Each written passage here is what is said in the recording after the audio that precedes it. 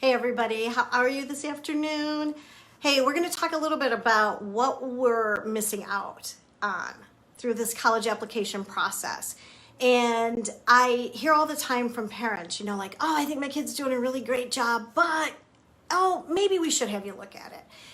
And without fail, every time we go through an application, really great students, on top of things, deadlines are being met and so forth, we always find that there are little things that they're dropping the ball on.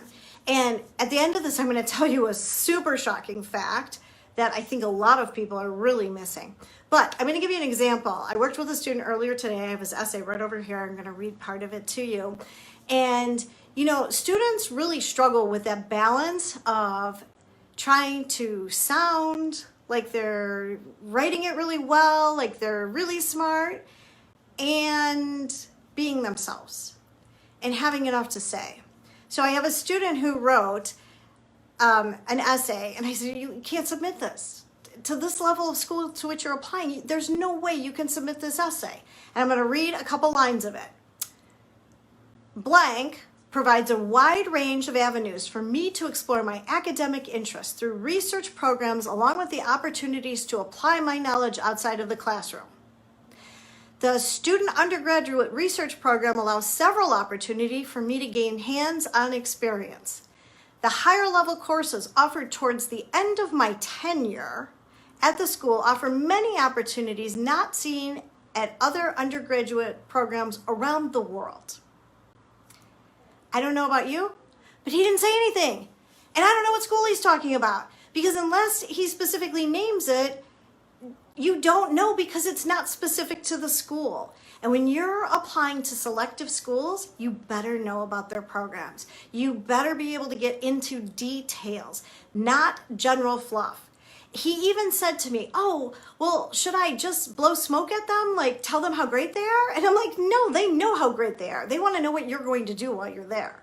And you need to be specific, and you need to know what you're going to do within what they offer. So what classes do you want to take? What professors do you want to learn from? What opportunities, and how will you use them? Saying that there are a variety of opportunities 3 different ways in 3 different sentences gets you nowhere. And that's going to be an opportunity lost if we don't fix that. And we are fixing it. But I told you before, I was going to tell you about a statistic I came across as we were doing research on test optional. And I cannot stress to you the importance of submitting a test score. For those parents of juniors, this is something that you should be hearing loud and clear right now. There's no ambiguity. There's no we'll wait and see. There's no we'll wait till spring semester of junior year and the school will give you a free test and we'll figure it out then. You are putting your kid at a disadvantage.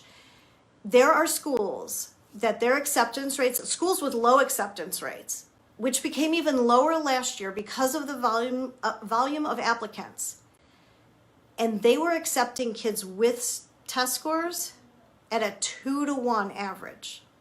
The one exception was Northeastern. They were pretty much 1-to-1, but some schools were even more than 2-to-1. So double the number of students who submitted test scores were accepted to the number of students who didn't. Now, when you're looking at schools with acceptance rates of 13%, 6%, 94% of kids are getting turned away. And guess what? More of the turned away kids did not submit test scores. So why would you lessen your child's opportunities? Yeah, there's a cost to taking the test. There's a cost to getting prepped so that you score well on the test. But the cost of not submitting a test score is a lost opportunity to attend that school. It's a lost opportunity for your child to really have that opportunity, that chance to attend that school, to be a real candidate for that school. And you have to consider that when you're weighing all of these options and all the, well, should we go test optional? Shouldn't we go test optional? Does it really matter? They say it doesn't. It does matter. They do not want to exclude students who would not have had an opportunity because their entire state was on shutdown for a year. Students in low-income families who couldn't afford to pay for that test once a test center did open up near them. They don't want to exclude those families from applying. But if you're not one of those families, if you're in an area where tests have been available, they're expecting a test score. And they're accepting students more frequently who have test scores. So it's super important not to lose that opportunity at this point. And like I said, especially for parents who are juniors, don't put your kid at a disadvantage by waiting to see what's going to happen.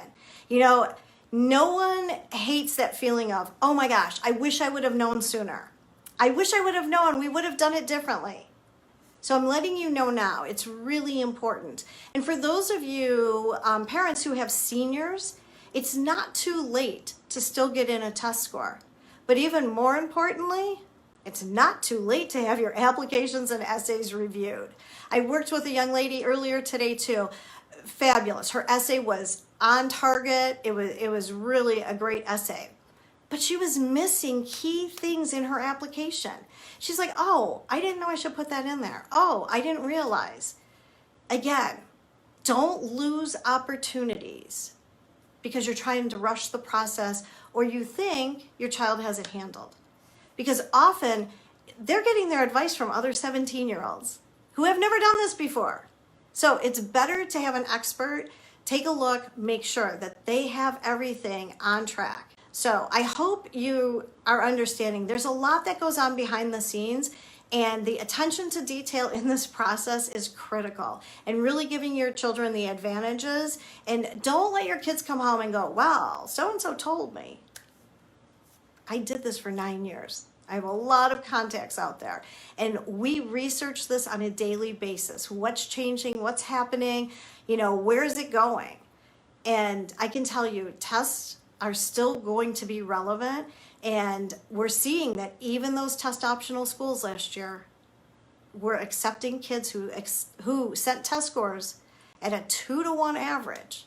So don't put your child behind the 8 ball. Hopefully this helps. If you have any questions, leave me a message below and I'll be happy to respond. Talk to you soon.